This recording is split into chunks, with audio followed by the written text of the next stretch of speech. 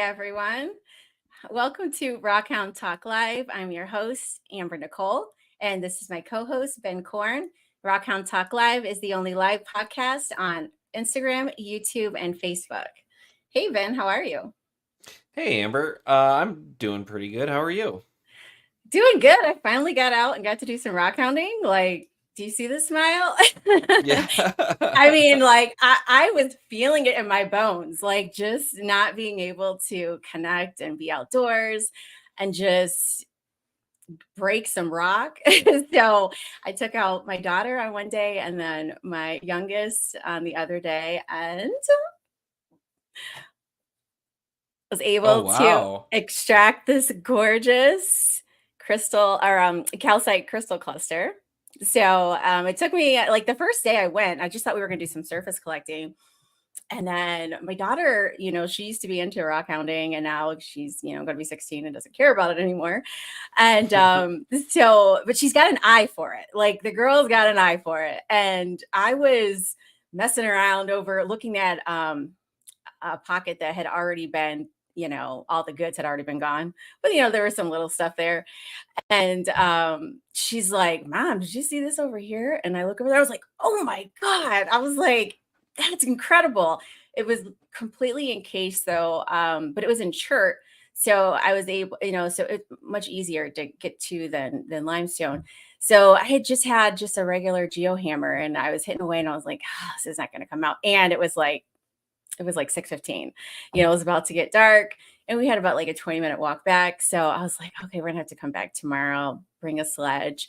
And I came out with my son and I was able to get it out. So it was a good Nice. times, yes. And it's like my first time out in 3 months. So it felt good. Because every time we've been coming on here, I'm like, oh no, I haven't got out yet. And it was like 62 degrees. So it was a great. Have Wow. you have you been out in the last couple of weeks? I have not. It's actually funny. I wasn't planning on this, but I do have some. Let me pull. So the one thing I've been working on is I've been trying to get to where I can sell some rocks and Yeah. minerals, and so I've been getting one of our future guests that hopefully we'll have a next year. I bought some Argentinian agates from and cut some, and I polished some, and so Oh I yeah. just finished polishing a whole bunch of agates, some Lake Superior agates, some Kentucky agates, a whole bunch of stuff. And this is a Cuatia agate from Argentina. So I just want to show it off here. Oh, look at that Let me see if polish. I can get it. Yeah, it's too polished, but it's got like a double water line on it. I don't know if I can get it. Let me turn down my light here. But it's got a Oh double yeah, yeah. water line on it. So it's got a Ooh. water line at the bottom and then water lines here, and it's also got a geode pocket on it. And so there's just some really great agates. I've got some that are very fluorescent too, in both long and short wave. So I'm just really, really happy with how they're turning out. I've also found that it's becoming more frustrating than I would have thought, because I've got like 2/3 of the agates that I wanted to get polished actually polished, because I'm finding that I've only the only experience I have with polishing agates, or really rocks in general, is I took a weekend course and learned sort of the basics on a flat lap.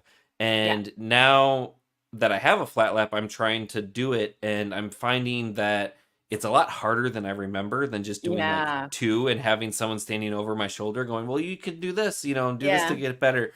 So I've got like a third of them now that like I would get through a certain step and then I'd be looking at it and be like, there's a scratch here. And then I would try and get out. And I'm like, no, I got to go back a step. And then even some of them, like, I got to go back 2 steps to try to get this thing out. And so I'm glad you're it's, sharing oh, that because that's been my experience, like just with basic tumblers. Like I just feel like I watched all these videos, and then Kelsey was on, and I was like all these people who just have these incredibly gorgeous polished rocks, and then here mine still look a little dull. And so I had to go through the process and the steps.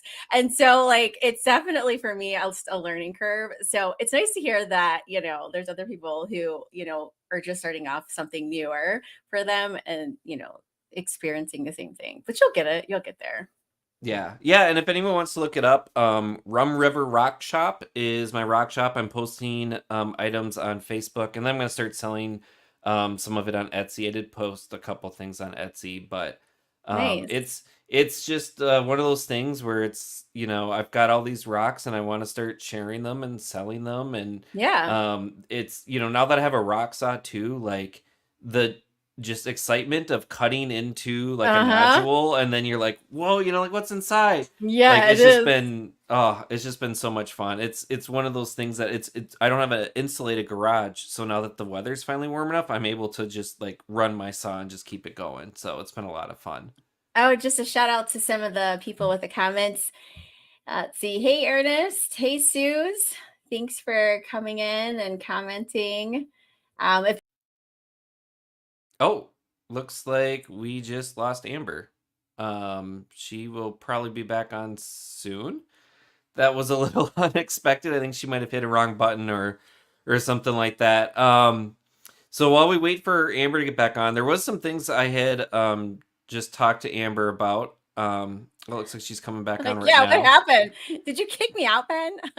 No, I didn't touch anything. It It was a was like mutiny. I weird. wanted to take over. Yeah, I was like, what happened? It was like all of a sudden I'm talking, and then it was like, what? But this is a live show. Yeah. Surprise. Anything can Um, happen. yeah, and But actually I was yeah. just about to get into I was going to talk Oh about some of yeah, the go ahead. articles I had sent you. Yeah. So I found two articles kind of came across. They're both about fossils. Usually fossils are like the, cool things to talk about. But there was a really cool article I saw in the Washington Post. The title of it was just posted just a couple days ago. The title of it is called "A Man Walking His Dog Found a Rare Intact Dinosaur Skeleton." Yeah. And it goes through, this was in France, a guy who was actually a paleontologist was walking his dog, and he knew of an area where there were some fossils, and every time he'd walk his dog by, he kind of looked to see if he could see any dinosaur bones. And he was walking, this was actually 2 years ago, was walking, and his border collie mix Muffin um, was going around, and they ended up finding a bone, and he started to kind of dig around, and it turned out to be a pelvic bone of a titanosaur, which, if Yeah. you don't know, those are like one of the largest dinosaurs. There's 30 different varieties of titanosaurs, and they can measure up to 70 tons and 85 feet long. Yeah, I So saw that. huge. So they ended up going, so he reported it, and they But not right away. He kept it a secret for a while.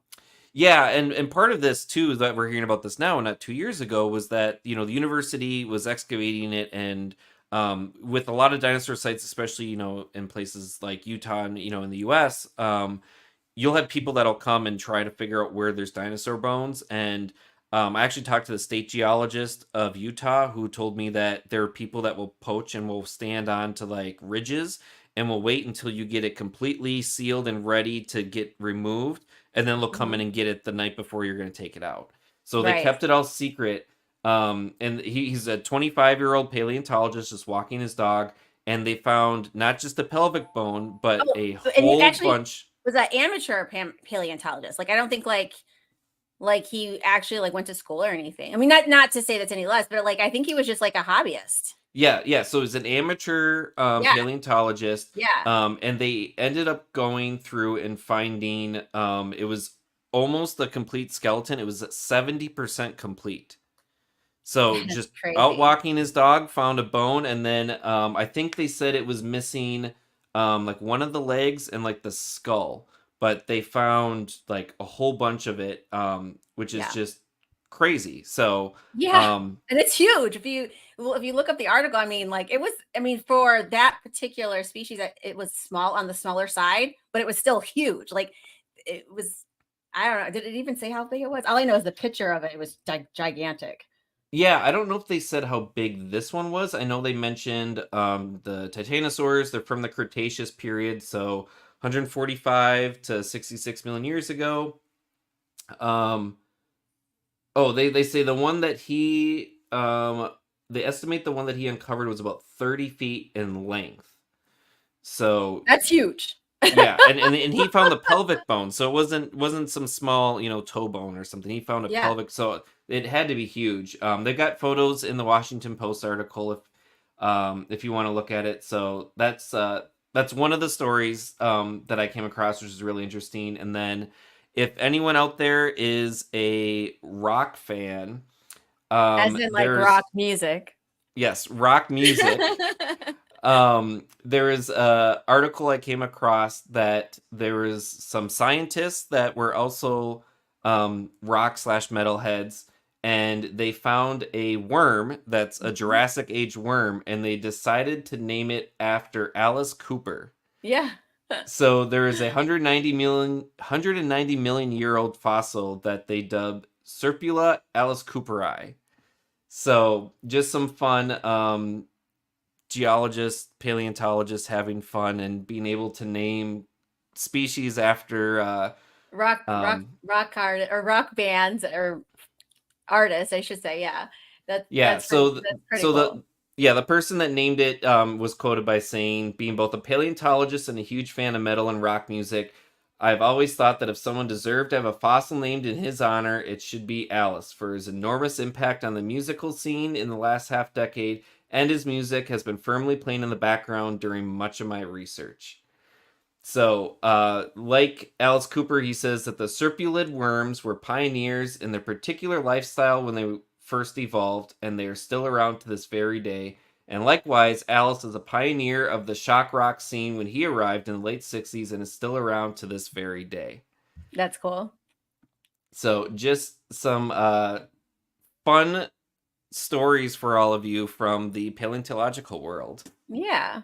So our guest tonight is Amos Cunningham.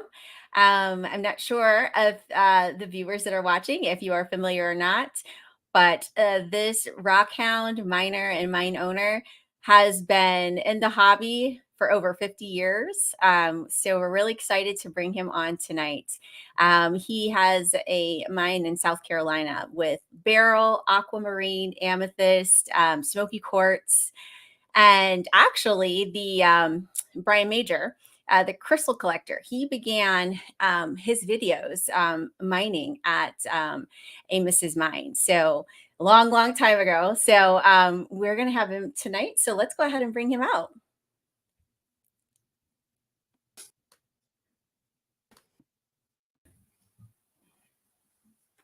Hey, Amos, can you hear us? I can hear you fine. Great. It looks like we might not have you in video, but that is okay. We can hear you loud and clear. Good enough. They hear me. Yeah, if you are able to figure out the screen, let us know. Again, this is a live show, so any technical difficulties that happen are just gonna happen. So, Amos, I'm so excited and so happy. I feel very privileged to have you on the show tonight. Tell us a bit about your journey. I know that you said you started off in the hobby of rockhounding when you were 7. Can you tell us a bit about how that happened for you and kind of the story with that? Sure, I can. I started when about 7 years old on my dad's farm. He was bringing up rocks, all kinds of rocks, different colors, different shapes. And as a little 7-year-old, I was fascinated. I was interested in where they come from, what they were. And I remember one Sunday, a gentleman would come by every Saturday or so on the Saturdays, and he would bring up big bags of rocks and give my dad about $20 or whatever. And I was wondering what was in the bag. So I had a piece of aquamarine, such as I'm showing you kind of here, if you can see it. You can see it. We actually can't see you. So if your wife could help maybe figure out the screen. The screen's black for us. So can you do it? Everything here is saying we can see and hear you. So, and we can see ourselves. So I don't know why it's not seeing. But we're frozen. Okay. Yeah, you can try to at the bottom. It should say stop cam. You can try stopping and restarting your video. That might work too. You try it. Okay, and then it says start cam again. And we tried and we still don't see anything. So just keep on talking. Okay. Anyway, the gentleman said, little boy, you want to sell that stone? And I'm saying, I had actually a little aquamarine in my hand. He said, I'll give you $1 and a stack of comic books for that rock. And they were like, I'm 70 years old. Hey, that sounds like a good deal to me. So I traded it all. And then I said, oh, they're worth something. So I started digging. When I was about 7 years old, digging for stones, finding all kind of cool stuff, and bringing it up and trying to identify it. And so I did that for years and years and years and years and years, dug rocks for years, and collected a large variety of stones. When I finally finished college in 78, my dad said, why don't you go the rock business? I said, well, that sounds interesting. So I started poking around and looking around. So I found an amethyst vein. And later I found. Sorry to interrupt. Is this like when you're saying you're finding these gems, were this like on your property or just random places? Family property. Okay. Property. Yeah. Gotcha. Okay. Actually, my grandfather used to bring them up before I was in. I didn't even remember him. He'd bring them up and pile them up, all different colors and everything. And so when my dad came along, he was wondering what they were because they were pretty, but nobody really knew what they were exactly. And so I was studying them and realized they were worth something. And they began to name them Aquamarine and Beryl and Amethyst and smoky quartz. We had a variety of all kinds of things on our property. So when he said, can I take it over? I said, well, let me find out what we got. So I took a friend with a dozer and we started pushing up different veins of amethyst, different veins of aquamarine, and different veins of quartz and crystals and whatnot. And so in 208, we let a group come in, Magma come in, and they had about 190 some odd people on my property. And they were finding a lot of cool stuff, and we did it for about 9 years. We mined for about 9 years until the vein really got kind of deep. It got kind of deep after that. So I still mess around with it, but I just don't allow the public to come in, but I still collect. I got my own shop and I've been collecting stones now for over 50 years. I think I got one that I found when I was about 7. Really? Well, probably still got it. So you mentioned some of the minerals that you found, Yes. and your camera's not working. So I just want to bring up some of the photos that we've got, so they can all see your wonderful face and some of the wonderful crystals you found. So, I don't know if you've got any stories. It looks like you've got some Beryl and some quartz too. On it looks like you were interviewed for a magazine. One is a aquamarine and the other is a green beryl. And then on the other picture with connected, that's an amethyst with its matrix. That's a matrix piece. And the beryl and the aquamarine I found on my property. On the amethyst on the other side, on the connected, I found that at the mine not too far away. And that one was found by using a technique that's a gift of mine, remote viewing. You probably heard of it, but that's been a gift. And I found a lot of stones by using remote viewing. And I can't really explain it. It's a gift, but it works. It kind of helps. Can you kind of tell? I know you can't explain it, but what do you mean when you say remote viewing? What does that mean? In other words, if I'm in an area that has crystals, it will kind of lead me to them, almost like a magnet. And so the big one you see over on the side of connected, that's how I found it. It was a place on the ground. I just started digging on the ground, and I knew something was there. Felt like something was there. I have friends that have that kind of same gift. I saw. I think it was one of the. I was watching some of your videos that you were featured in. I think it was maybe a Rockhounding USA video that I saw that had you in it, and you were literally going around and you just had like a stick and you were like, there's a crystal right here. And everyone's like, what are you talking about? And he's like, no, right here. And you dug down about 3 inches, and sure enough, there was a crystal right there. And I was like, how? Like, there's nothing on the surface that would tell you that at that spot, and you just got this gift that that's witching rods in your head or something. And it happens all the time. Look at that. That's gorgeous. That's an amethyst that I found some years ago. That's gorgeous. And then this looks like possibly the same amethyst. The big one is a smoky amethyst. I found it on my property.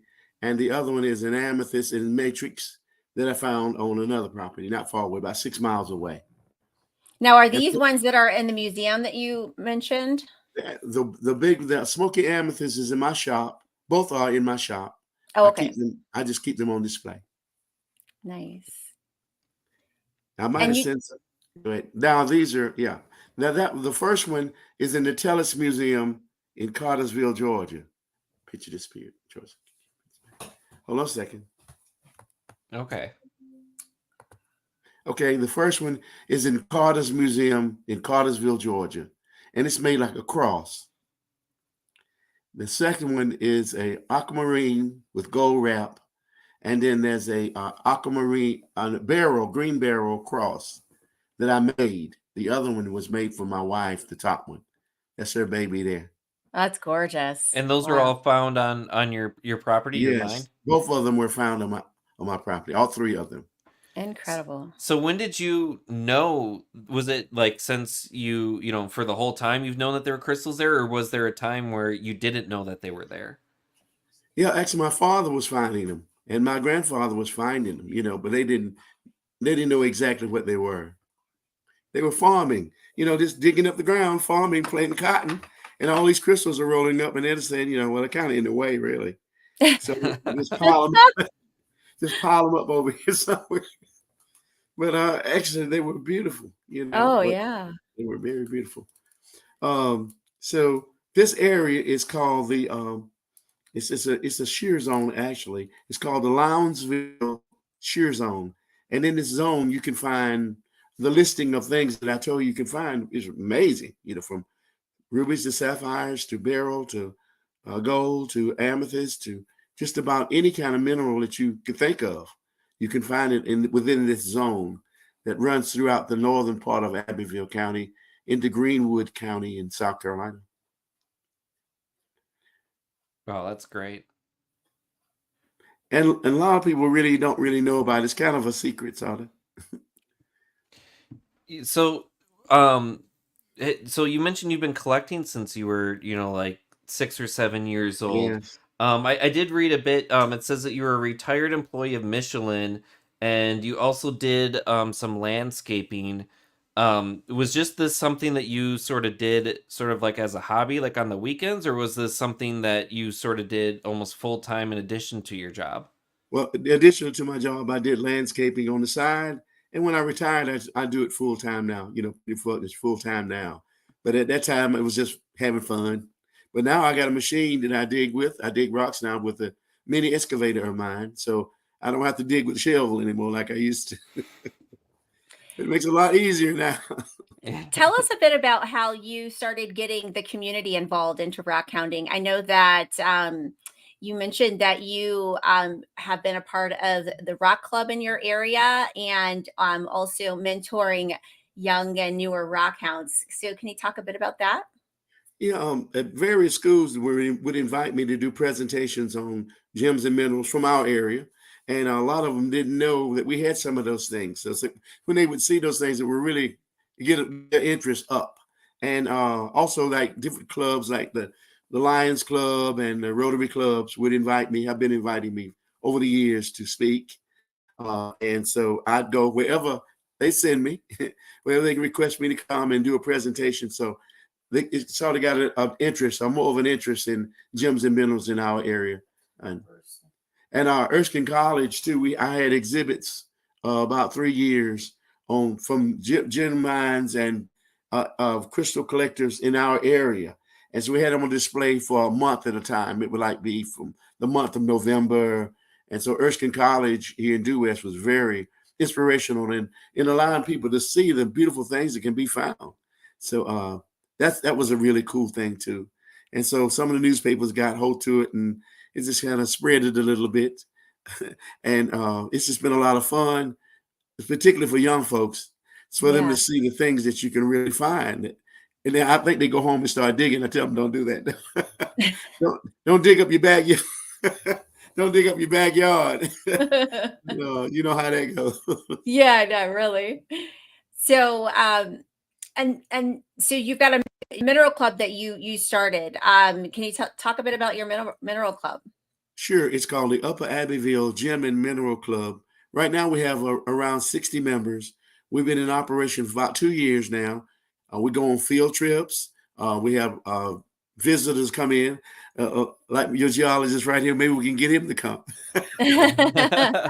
Oh, I'm sure Ben would love to come down there.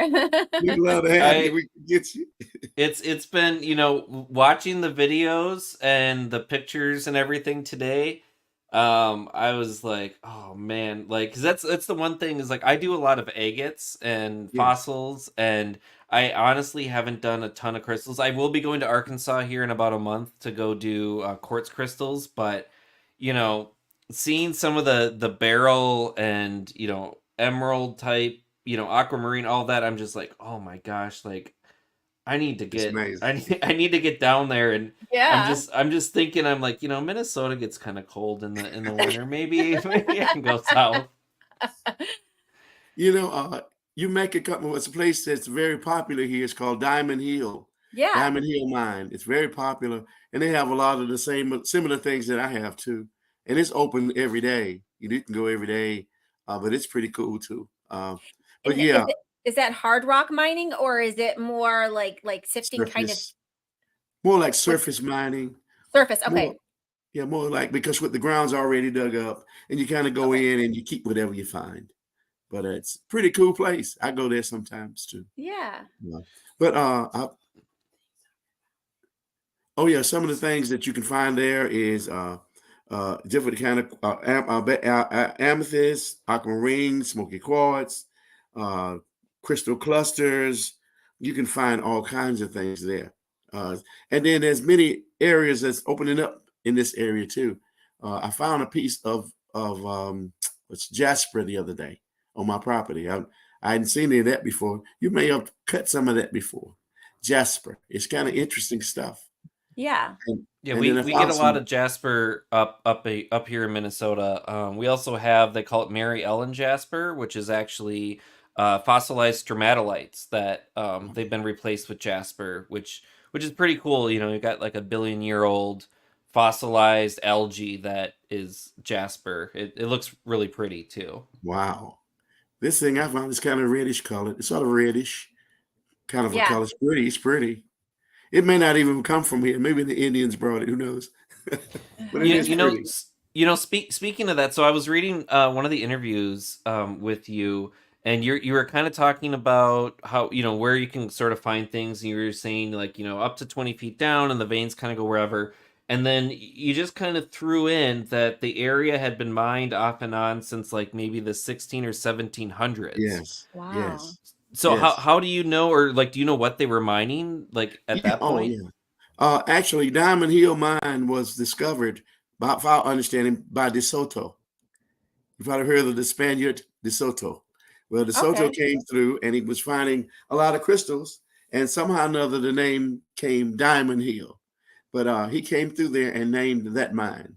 And so there's places around where we live that has been mined. You can tell it has been mined before. But I think they were finding mica, and they were finding vermiculite, and they were finding crystals as well. So they were finding, because they weren't really planting cotton or anything. So apparently they were making some money off of mining. So there was, and gold mining also was very popular in this county. And you can still find gold in the streams around here. So it's, I guess that's probably what making their money off of gold, probably.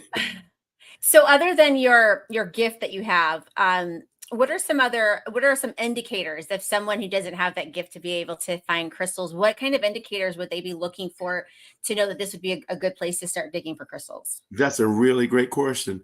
When you look at the topography of the land, you look for places where trees won't grow. Okay, yeah. You look for places where trees grow, but they look real sick looking. They look real sad because the mineralization, there's so much mineralization that it's killing them actually. It's starving them out. And so you look for that. Look for trace elements on top of the soil. Like if you're looking for amethyst, look for little pieces of amethyst. And when you find a lot of pieces of amethyst, I generally dig down, and it won't be very deep. Sometimes only a foot, maybe even less than that. And you'll start finding crystal pods of various things, whatever you're looking for. Here where we live, if you own a good bit of property and you have some amethyst on it, you'll probably also have aquamarine and beryl. That's one thing that's interesting. Almost each one of the areas that I kind of looked at, you can find both of them. They run kind of together, but not quite together, but kind of together, kind of parallel to each other, which is really interesting. And that case has happened over and over and over and over again. So I think that's really fascinating too. Some other signs too is the color of the soil. Okay. You have a red soil. Our soil here is red, kind of reddish color. And when it turns yellow, you know you're on top of a vein of something. Ooh, okay. You always almost can depend that it's something. It could be amethyst, it could be beryl, it could be one of those minerals, but that shows that it is surfacing. It's coming to the surface. That means it's not that far down, and you can dig it pretty easily then.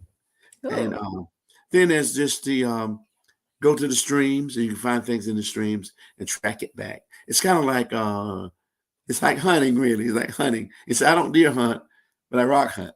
Yeah, it is. It's so exciting to hear the level of enthusiasm that you have for the hobby. It's great. I love it. It is so fun. It never, like I've been doing it for over 50 years. You think I'd get tired by now, wouldn't you?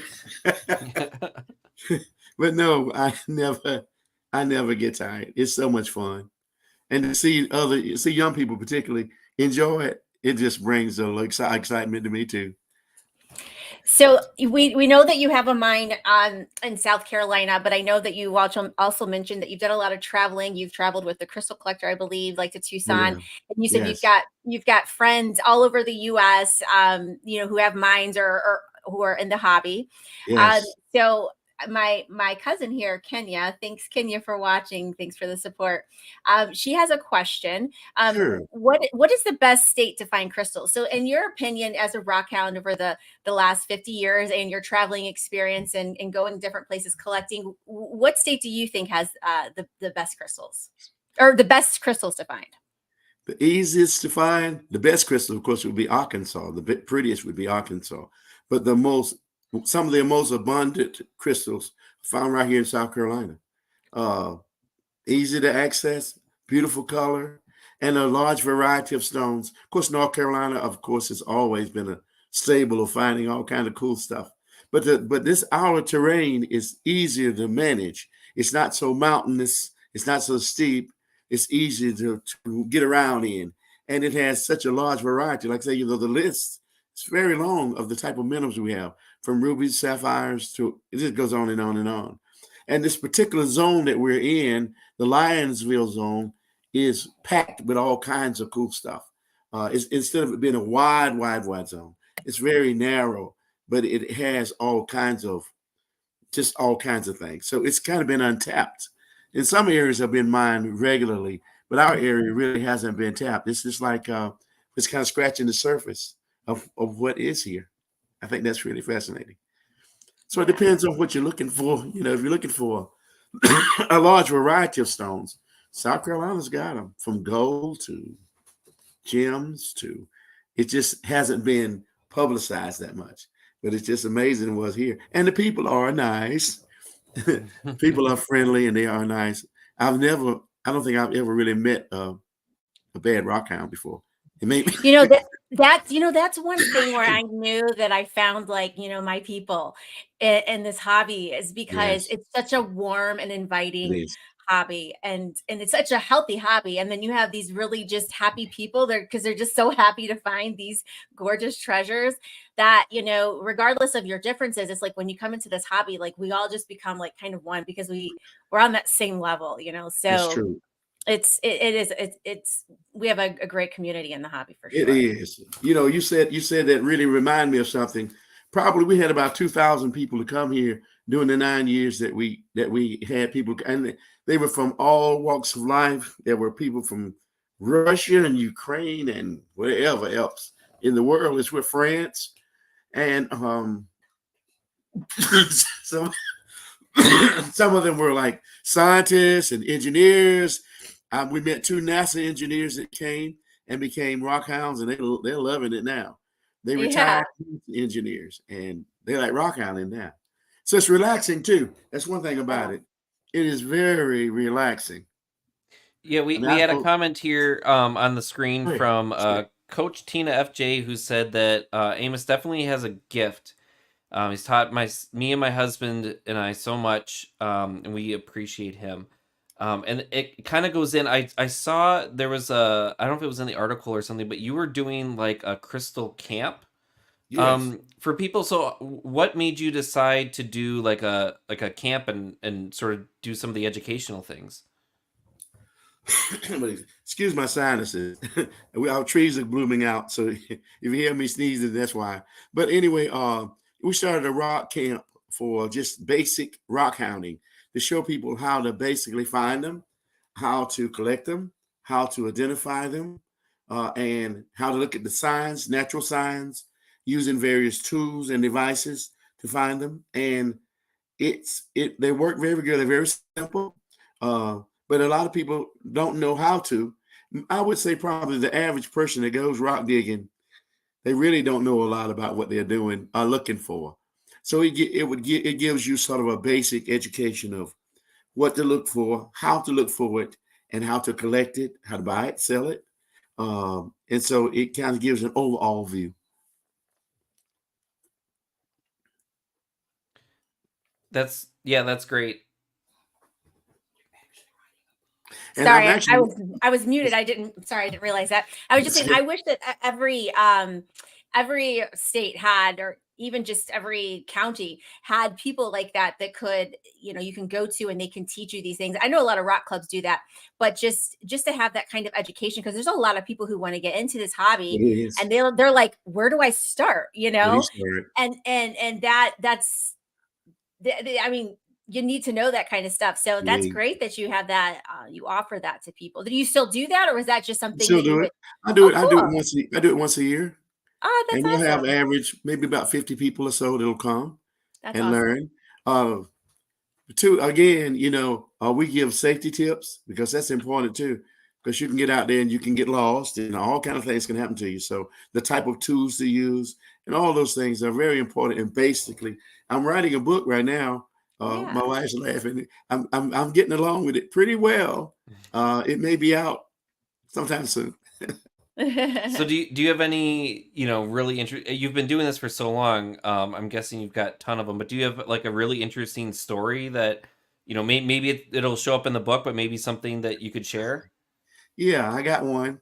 There's a 5-year-old little girl. She's as sweet as she can be. She and her dad comes to my shop from time to time.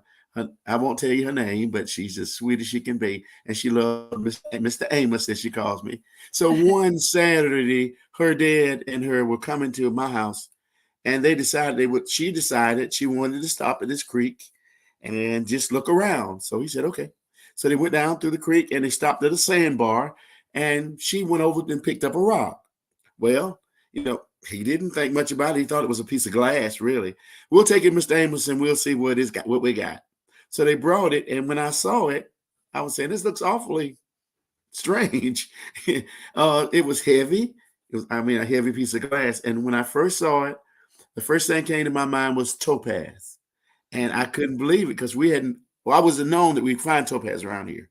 So anyway, I told him for my book, it's topaz, but I can't believe this, Anyway, so they took it to a jeweler, and the jeweler said, where did you find this? He said, my daughter found it. So you know what this is? And he said, well, not really. This is topaz. And he said, this is gem quality topaz. And this is 120 carats of topaz. What? Wow. That's not even the end of the story yet. 120 carats of topaz. They took it to a university to have it analyzed. He came out and said, where did you get this at? So my daughter found it. My daughter found it. Do you know what this is? He said, well, the jeweler says topaz. And he said, yes, this is 220 carats of gem quality topaz. 220 carats. A little 4-year-old girl found this. It's always the kids. It's always the kids. They find always the kids. Always the kids. Always. So he's locked it up for her education. I don't know what it's worth, but he said, last time I told him, he said it's worth a lot. He says it's worth a lot. And I just left it like that. So he's got it for education. Oh my Lord. 4-year-old. She is wow. special. She is gifted. Yeah, I actually found a 228 karat topaz crystal Wow. when I was in Colorado, but it's good. It's sort of beat up. I think actually You still got it. it's right here. No, you So don't. this Stop is it, my Ben. Look at that. topaz. Hers is big. Hers is bigger Yeah. than me. Wait. You're holding out on us. I didn't know you had this. What you gonna Yeah, do with it? this was my my find in outside of Lake George. Wow. The Doris family, who was on some of the Weather Channel crystal collecting things. They do Pinnacle 5 mining. They've got some claims on the Smoky Hawk, and then they also do a topaz claim. And they've been really great to our mineral club. When I Wow. was in Chicago with our mineral club there, I went out there, and I always tell people beginner's luck is a real thing. And I was Yeah. out there and just sort of raking these alluvial, piles of sand that they had, Wow. and ended up finding it, and I was like, holy crap. And Yeah. so yeah, it's pretty beat up because it Whoa. tumbled down the Wow. mountain. That Look is at it. But yeah, gorgeous. so it's That's not beautiful. the museum crystal facet that But look at it now. you see, but yeah. But that's a So yeah. great find, my lord. That is. That is Yeah, so if great. anyone's curious what 220 carats of topaz looks like, this is what it is. So I can't imagine a 5-year-old just Yeah. picking it up going, oh yeah, it's a piece of glass or Yeah. something. It's a topaz Amazing. crystal. I got one more story for you. Oh, yeah. Okay. My daughter Allison is grown now. She's in her 20s. But when she was about 7 years old, I had a can of rocks in the bag. And she said, Daddy, can I clean these rocks? And I'm saying, I was at the kitchen. I said, okay, go ahead. I shouldn't have said that. Go ahead. So I went back and she had mud slinging everywhere in the sink, just mud and everything. She said, Daddy, there's some funny rocks in here. I said, what do you mean, Allison? There's funny rocks in here, Daddy. I went back in the kitchen. She came sick. She brought me one. I said, Allison, what are you doing? You putting gold fingernail polish on this rock or something? She said, no, here's another one and another one and another one. It was gold. She had found gold in my box, in my can. And I never knew she found gold encrusted amethyst with gold caps. What? That's insane. That's insane. Yeah. And so Wow. I took it to some of my friends and said, wow, this is amazing. So I took it to the jeweler because I didn't believe it. I thought it was pyrite or something. Uh-huh. And he said, where'd you get this? He tested it. He said, this is pure gold. He said, you need to go back there. I went like, I don't know where it came from. I'm not really sure where it came from, but it was pure gold on top of amethyst crystals. So it was amazing. Yes, what an amazing. And my little daughter find. found that thing. So I always talk about her. But yeah, we found some very beautiful things. I think about that. Is there one more story? I'll tell you. I was at one of the rock mines not too far from here. And the owner was picking up some pretty nice looking stuff. And then it was one that was coated with iron. It was a crystal coated with iron. So he said, you can have it and take it on home. And I'm saying, okay, I'll take it home. I took it home and put it in some iron out. And the next morning I opened it up. It was so beautiful. It scared me to death. It was beautiful, purple, beautiful crystal. And we kept it around the house for a while. And my wife said, I don't feel comfortable having it in the house. It was that pretty. So Brian Majors, a crystal collector, came by and I said, Brian, will you take this to Tucson and see if you can sell it? He said, I don't feel comfortable. I said, you don't feel comfortable? I don't feel comfortable with this. He said, I don't feel comfortable with this thing. So he said, well, I'll tell you what, I'll take it. So he took it out there, but he took a picture of it and put it online. And so when he got out there and it was sitting up there, table, one of the biggest buyers came by. He said, I want that. And they said, what is he? I want that. And they said, what do we do? He said, I'll tell you, I can't give you for what it's worth, but I'll give you $12,000 right now. They were like, whoa. So they called me from Tucson and said, what do we do? I said, sell it. Yeah, 12,000. I'll take that. I didn't pay anything for it. So he bought it. He put it up for sale for $35,000 and he sold it. What? Yep. Wow. Then it was up for sale for $50,000 and it sold. What? When it was up sale, so this year, for guess how much? 75. A little less. 68. Right. And did it sell? 68. It's sold $68,000.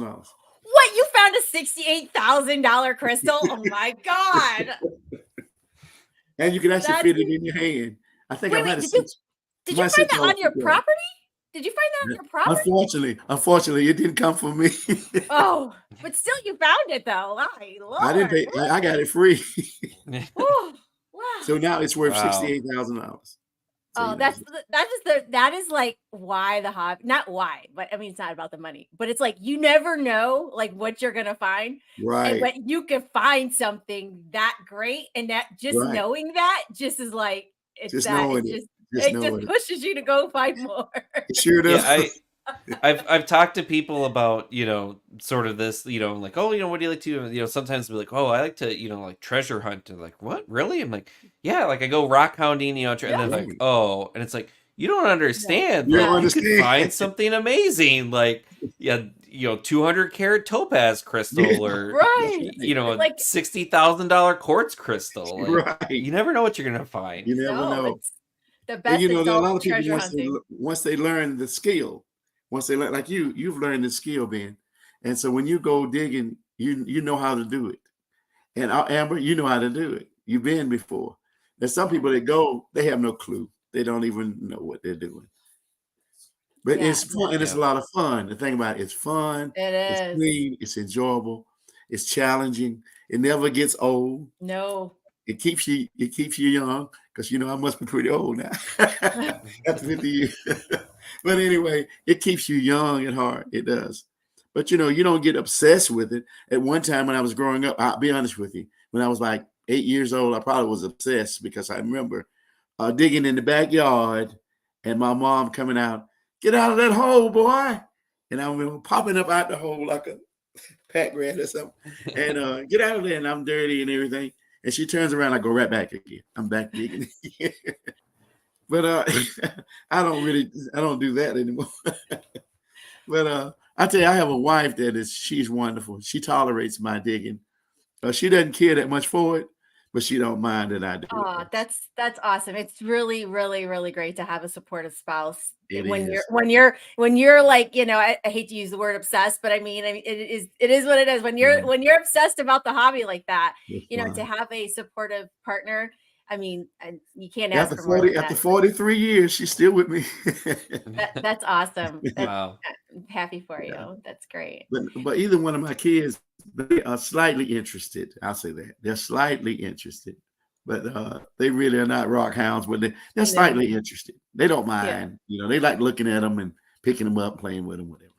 But but it is I'm really proud of you guys for what you're doing, because it's opening up a new world for people to really enjoy themselves. It's a lot of people who are under a lot of strain. And I'll be honest with you, rockhounding can help release the pressure. Amen. Yep. Yeah. There's we had Tom Hebert on, and he talked about some of the mental struggles that he's gone through in his life.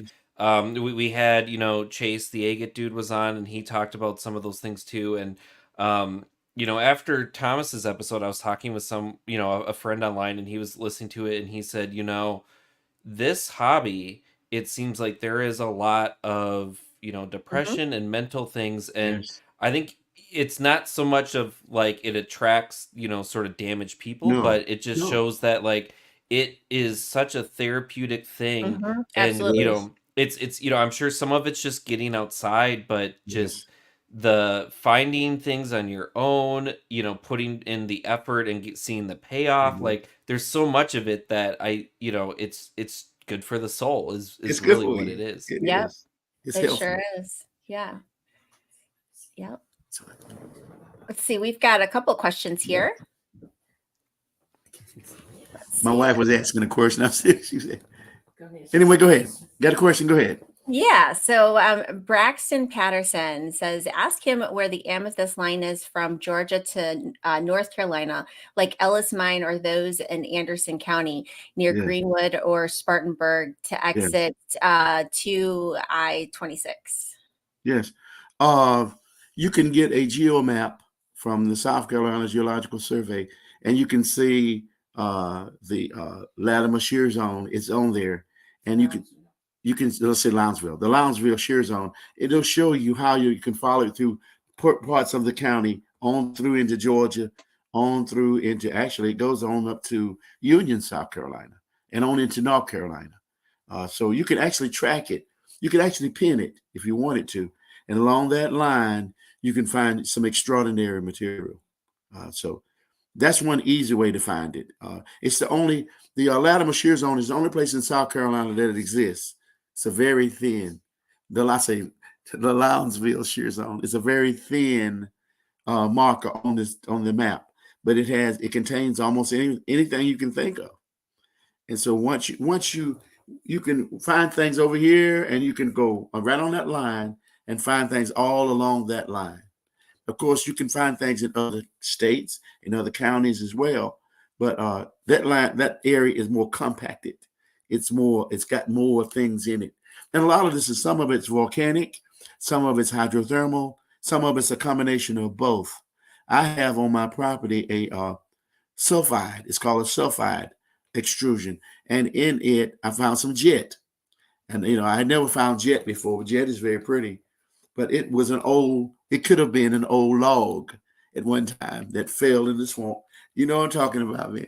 In the swamp, and it fossilized, and then inside of there it changed over to sort of a different kind of materials, minerals and things that it changed over to, such as jet, that was something new for me. I wasn't familiar with that. But it's just so much. But if he follows those lines, along that line, you can find all kinds of stuff, from Abbeville, due west, Greenwood, Upper Abbeville, Ivor, Lounsville, on into Georgia, on in as far as even you could go to trying to think of the mine below Atlanta. It's part of the same formation, actually. You probably heard of the Hog Mine. Yeah. Had you heard the Hog Mine is part of that whole formation that runs through. Grays Mountain is a part of that whole structure, Nice. Okay. And along that line, you have small volcanoes. There's one or two in our county, and there's some in the lower part of the county, and they're scattered all around, and they are the real source of all of these materials. They're the real source of them.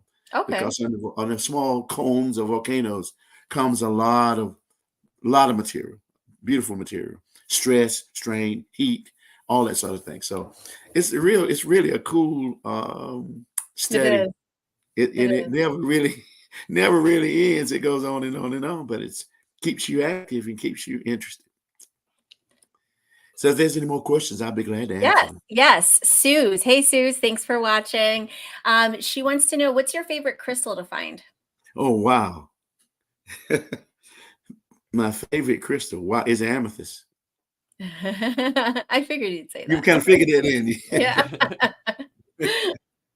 So have you been to other places to find amethyst? I know it's been found, I know of spots in, Nevada, there's the Thunder Bay, Ontario. Have you been outside of sort of the South to find amethyst? Tucson, Arizona contains a lot of crystals and a lot of other minerals. So I've been there, mined there. I've mined in Georgia. There's the Jackson's Crossroads in Georgia, has some of the most beautiful amethysts there. North Carolina has some beautiful emeralds, Crabtree Emerald Mine. I've been there. I have yet to go where Amber has been, and that's our mine in New York. Yes. Oh my God. Come on, Amos. Let's go. I gotta go.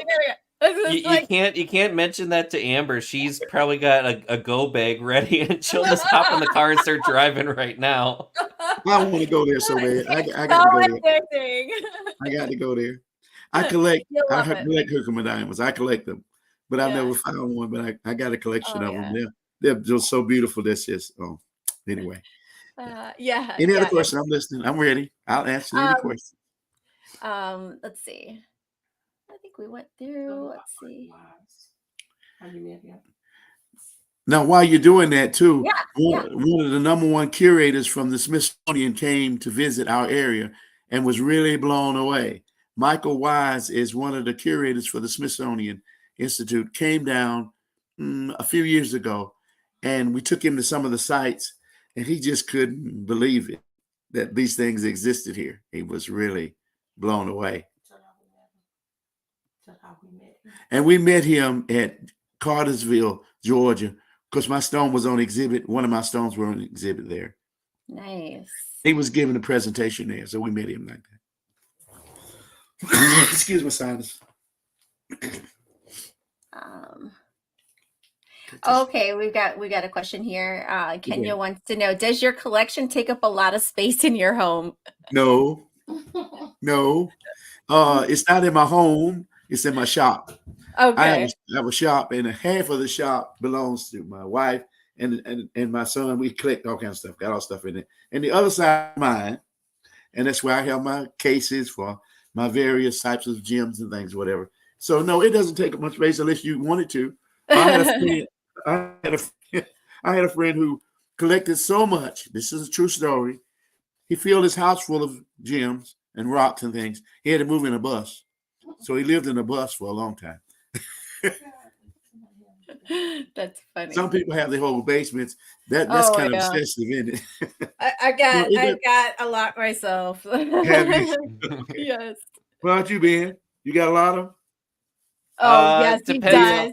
It depends on who you ask. If you ask me, I don't. If you ask my fiance, she says I do. She's been poking me to get rid of a bunch. I've got, almost every room I've got some small, case or something, but I've got my basement. I've got a whole room that I've got, everything now is cataloged. And, if I want to find my petrified wood from Oregon, I've got my, I can pull that out. If I want to find, some fluorescence from New Jersey or Herkimer diamonds, or, I've got fossil leaves from the Fort Union Formation of Montana. Like, yeah, I've got a bunch of stuff. So it's, that's part of why I'm starting to sell stuff right now too, is I am too. I don't have the space to display all of it right now. And it doesn't do me a whole bunch of good to hold on to it. And, I'm hoping someone can, enjoy it.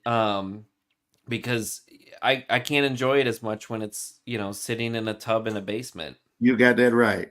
What about you, Amber? Oh yeah, I have a ridiculous amount, but I'm not quite as organized as Ben. I'm not either. Like, okay, now I can tell you where everything is and where it's from, but it's not organized. Not either. No. And I have rocks literally in every place of my home, but they're nicely put away. But then in the garage, I've just got, and that's why I've been selling more. Is it feels wrong to just have them sitting in buckets, and I'm like, I have been very lucky to collect as much as I have. So, selling them, where it's not, you're not breaking someone's bank, for a decent price, and they can enjoy these beautiful crystals or rocks and, other things that I've collected. So I've gotten more into selling so that I don't become so much of a hoarder. So, but yeah, We've I Go ahead, Ben.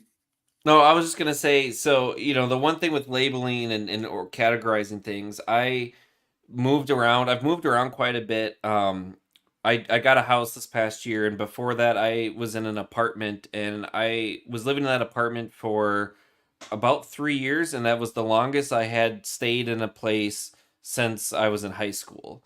So having to move around a lot, and in that apartment I had a 2-bedroom apartment, and 1 bedroom was almost entirely rocks. So being able to categorize and store things in a very organized manner was very important. And now that I've got a house, it's, I'll just throw a box in the garage, or do this. And now, it's becoming more apparent that, organization is key. I've got, something inside each box or bucket that says where it's from or whatever. Because the one thing, if you ever spend time in a mineral club, you'll find that sometimes people, for whatever reason, have to get rid of a collection. And there are so many stories of people that have an entire collection that they donate to a mineral club or something to go up for auction. Yeah, And there's almost no information on half of the stuff.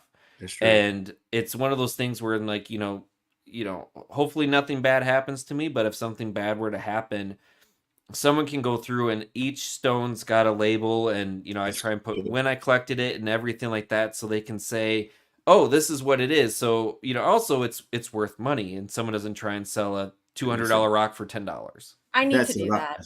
I need to do that. I need to do it. I need to do that. We've had some of ours made into jewelry, and I pick at my wife all the time because we've had some beautiful jewelry made out of some of the things that I found. But she won't wear it. I say, why don't you wear it? Oh, I might lose it. But I say, well, nobody knows what you got. I did spend a good little bit of money getting them cut, So, but I'm working on them. Amber, you need to work on it too. Can you start wearing that's like, you better start wearing that jewelry. I'm serious. I do. She's saying she do. I do. I know she don't. Because I had one made. Actually, there was an aquamarine that was found here. And the cutter even said, I really don't, you don't see too many things like that around unless they're colored or painted or whatever. And I had a ring made for her. I had it cut for her and put in a ring, and it's beautiful. And I don't think I've seen her wear it maybe one time, something like that. She says, I need to wear it with the same kind of clothes. And I said, well, don't make just wear it. And I have a bracelet with aquamarine crystals, with green Beryl crystals. And I gave her for Christmas. And I don't know, she may not even know where that is. But she got an amethyst. Yes, she has an amethyst, whatever. And some Herkimer diamonds, but she doesn't wear them. Do you do that? There we go. Do you you get the jewelry made, or do you do lapidary work as well? No, that's a good question. Now, the cross that you see, that Beryl cross, got a little aquamarine in it. I found those crystals and actually used jeweler's glue and made that cross. But nice. The aquamarine, that's a one stone right there. That blue aquamarine, I had it made for my wife, and that's gold wrap. That cost a little bit to have done for her. That's gorgeous. But it's beautiful. Wow. Yeah. In Franklin. And had it done in Franklin, North Carolina. Okay. The rings and things. This was done in South Carolina. But yeah, it's just amazing the different things that you can find in this area. It just and when I finish writing that book, it'll be some pictures. It'll be some pictures and things about some of the things you can find around here. That will. So is that kind of where your future is leading you in the hobby, is to finish your book and just to continue to mentor? Is that kind of where you see yourself in the the future? It is. And to continue to develop some areas around here. There's some other people who have some nice stones, and they, it was kind of funny. We laugh about it a lot of times. I'll go to a person's house maybe, and they said, I had this amethyst. I used it for a door stop on my door, and I lost it somewhere. I don't know where I did with it, but it was big. It was big, and it was. I go like, you have no idea what you have no idea. There's a friend of mine. Well, I say a friend of mine, a guy that I knew in high school. In the 8th grade, he brought one of the most beautiful aquamarines to school for show and tell. He found it at his grandmama's house at the lake. And it was so beautiful. You could take your hand and you could see your hand on the other side of that blue thing. Oh, wow. And here I am in 8th grade. I said, you want to sell it? You want to sell it? I didn't have any money. He said, no, I don't want to sell it. So years later, I saw him at a filling station. And I went to him. I said, what did you do with that rock that you brought to school? He said, I lost it somewhere. Oh my God. Looking at it, I'm not trying to say this. Looking at it, it was worth, I don't know. I would be scared to say the value of that thing. It was beautiful, though. Man. It was very beautiful. But if you don't know what something's worth, well, it just doesn't mean anything. Yeah. Knowledge is power. Knowledge is important to learn about these things. We have magnetite here, too. Actually, there was an old man that lived not too far away.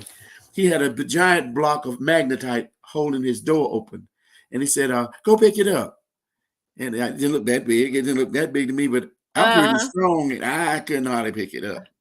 The thing was so heavy. It was so heavy. You guys have seen magnetite. It's very Very, heavy. very dense. Yeah. But anyway, it's so many stories about so many things. Well, So- sorry. Oh, I was just gonna say, so the book you're writing then, I know you Yes. kind of mentioned like sort of having to be a guide. Is it sort of gonna be strictly a guide or sort of like an autobiography and some stories, or like tell me combination. more about that? It's going to be a combination of autobiography / learn all you can about, learn as much as I can put in there about how to find them, how to dig them, how to collect them, how to buy them, sell them, tools, safety tips. It covers pretty much the whole realm of rock counting, but it also is an autobiography because I've had some really interesting experiences, even with remote viewing and with just finding them using scientific methods, so hopefully someone will see that, and being a God-fearing man the way I am, I give him all the credit for finding all the things I found. It's not me, it's really God. And I'll tell you one particular story that grabbed my attention. Well, the first time we had a dig in 2008, we had about 190 something people that came, and they were finding Beryl and Aquamarine, but they weren't finding that much amethyst. So the the guy that was over, he said, "Could you take your machine down and dig around and see if you could find some amethyst?" So, knowing me, I said, "Okay." So I got on it and I rode down the woods, and the people were kind of standing around and they were kind of molding around. They weren't finding anything. And you can believe this or not, a simple voice said, "Dig right there." And I'm going like, what?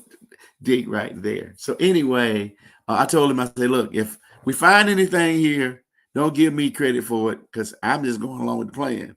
And so a spot about the size of a basketball, just in the ground.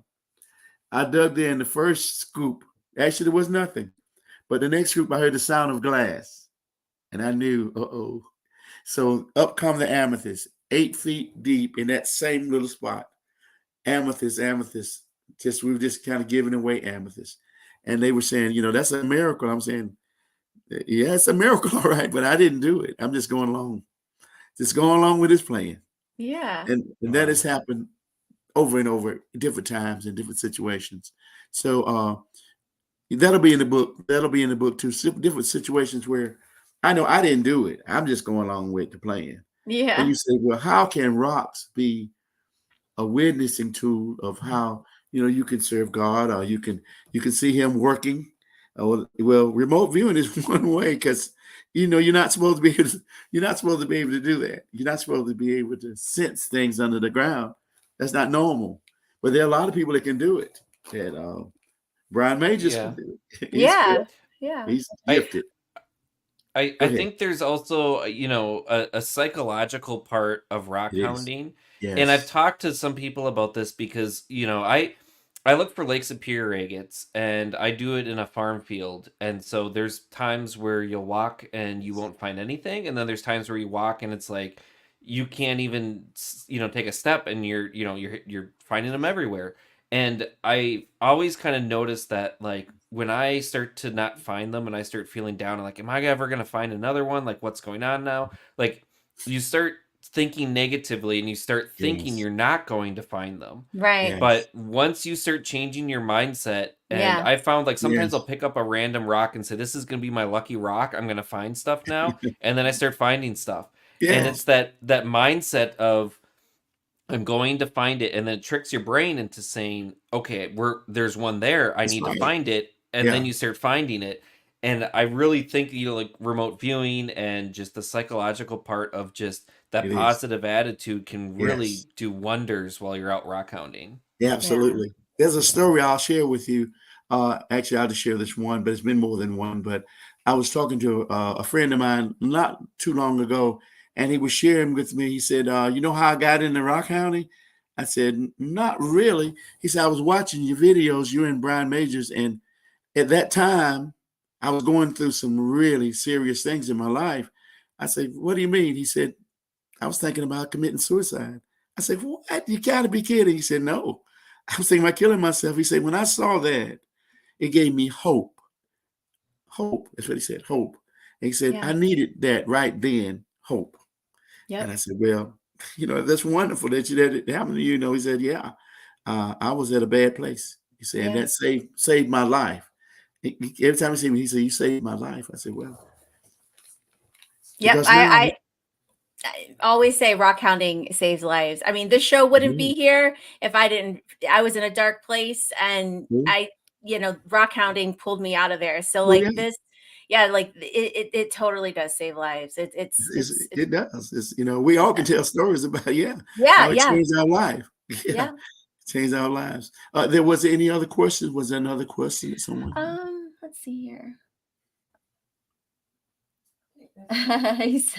Just some comments here. Let's see. He needs some Amos to rub off on him. He needs some of that. He come digging with me anytime. Let's see. Let's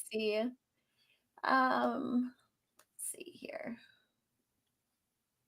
But I always say this, you guys: the best find has never been found yet.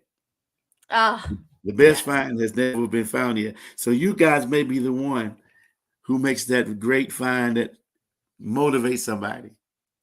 Really, really motivates somebody. Who knows? Yeah. But if you never look, you never know. That's right. Always trying to pull more people into the hobby. Always. Oh, absolutely. It has grown now. It has. Oh, really grown. I love it. I love it. So what you guys are doing is really important, because you may be saving lives. Yep. You're probably saving lives. You don't even know it just by being here. Yeah, it's so funny that you say that. I'm a nurse, and I've been taking care of people in a level 1 trauma center for almost 20 years, and I've been saving physical lives. And I always say that I feel that my calling now is to save lives through rockhounding. So, and that's amazing. Well, Ben, what about you? You save lives too. Yeah. Ben saved my life with the show. Isn't that something? I just have to say, he's the best co-host ever. I just need to say that. Oh, he's great. Thank you.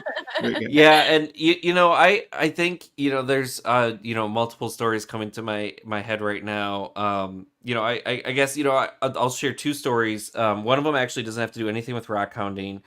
Kind of going back to just people, and I've spent some summers working at a Boy Scout camp, and I was the fishing director for a while, and I would teach merit badges, and one of the merit badges I would teach was fishing, and you would have to teach kids to tie knots.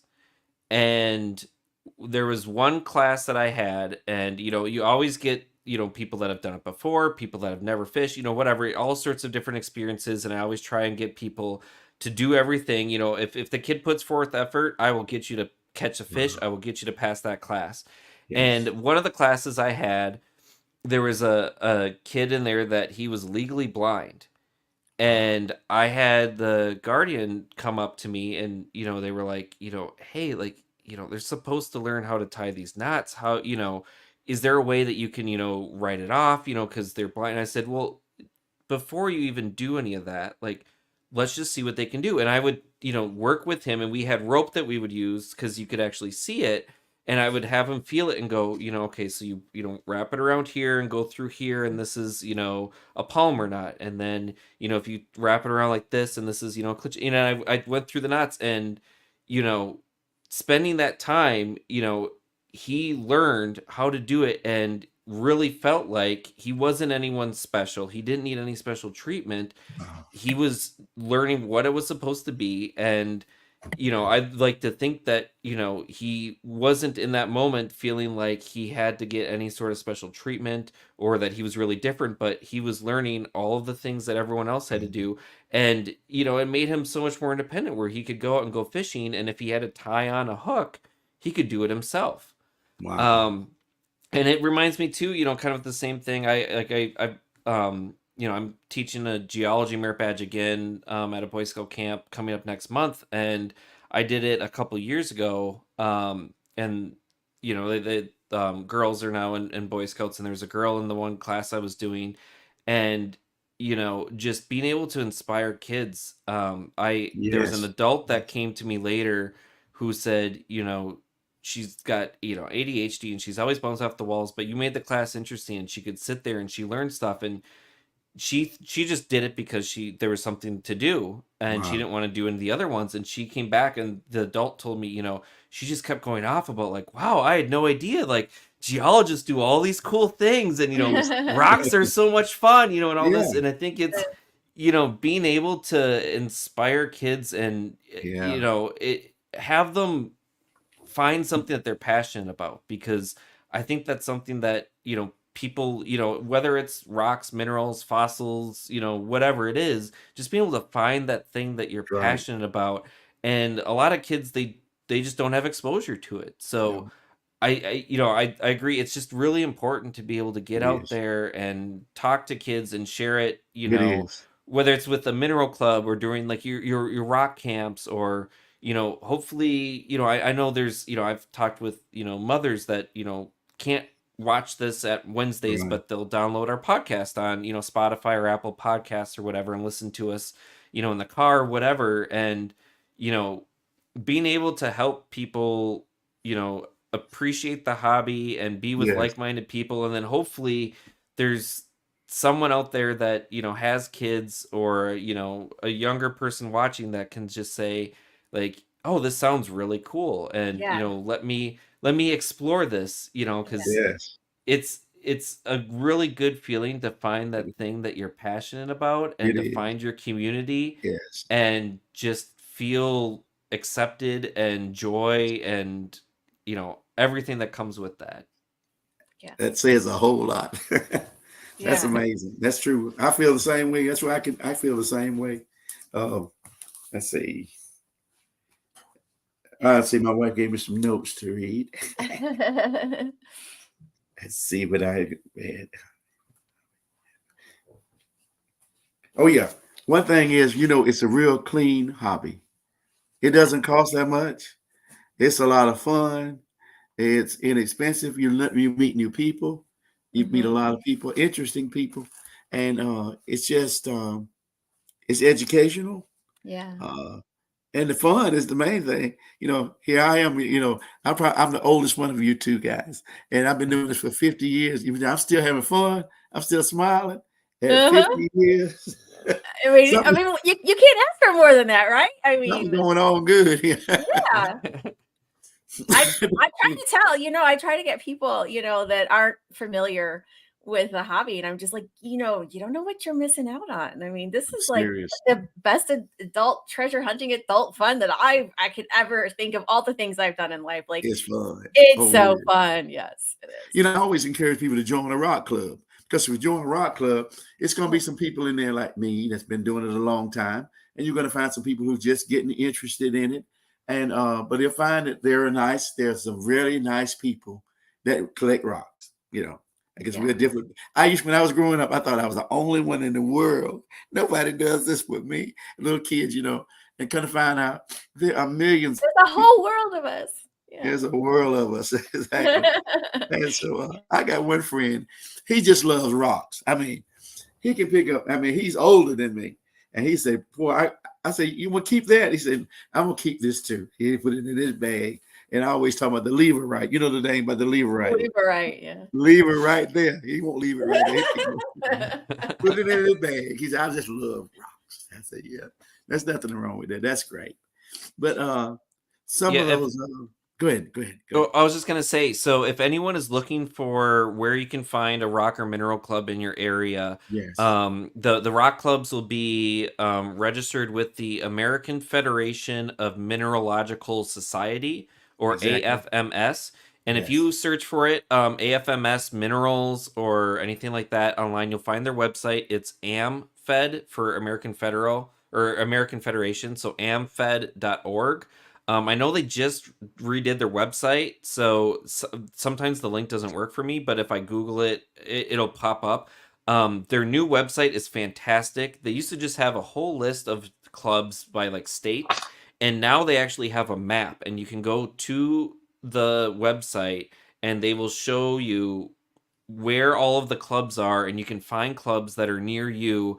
And most of them are pretty cheap. They're, less than $30 a year. You'll get newsletters, field trips, people like Amos that have been doing this for a long time that know what to do and can help you identify rocks, can help you with areas of where to look, like all sorts of stuff. So if anyone, wants more information, AFMS or amfed.org, look it up and you'll be glad you did. Yeah, it says Sue's here wanted to know, can anyone join your club, Amos, if they live in a different state? Yes. Okay. Yeah, There you go. yeah. We have people that live in different states. And that's true for a lot of clubs too. Amber was a member of the Minnesota Mineral Club. We've got, in my mineral club, we've got almost, I think we're finally over 850 members. Wow.